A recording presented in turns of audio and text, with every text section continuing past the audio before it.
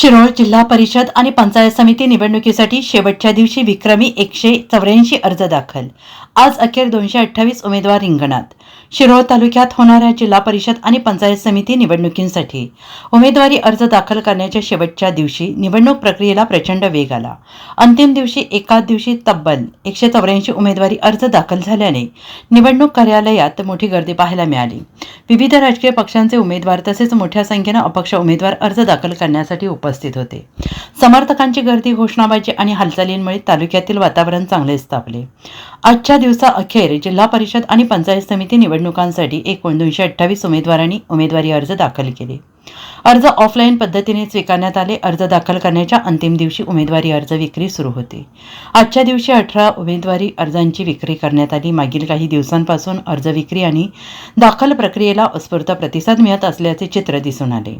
निवडणूक कार्यक्रमानुसार उद्या गुरुवारी सकाळी 11 वाजता उमेदवारी अर्जांची छाननी होणार आहे।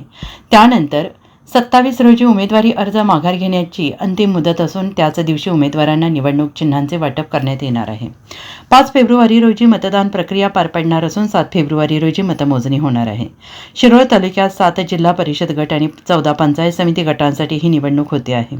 उदगाव, अलास, दत्तवाड, अब्दुल्लाट, यड्राव, नांदणी आणि दानोळी हे 7 जिल्हा परिषद गट आहेत। प्रत्येक गटात उमेदवारांची संख्या लक्षणीय असल्याने लढत चुरशीची होण्याची शक्यता आहे। अर्ज दाखल करण्याची ही प्रक्रिया पूर्ण झाल्याने आता सगळ्यांचे लक्ष अर्ज छाननी, माघार आणि अंतिम उमेदवार यादीकडे लागलेले आहे।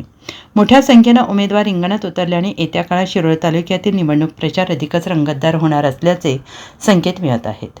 Bureau report, SBN Marathi, Sangli.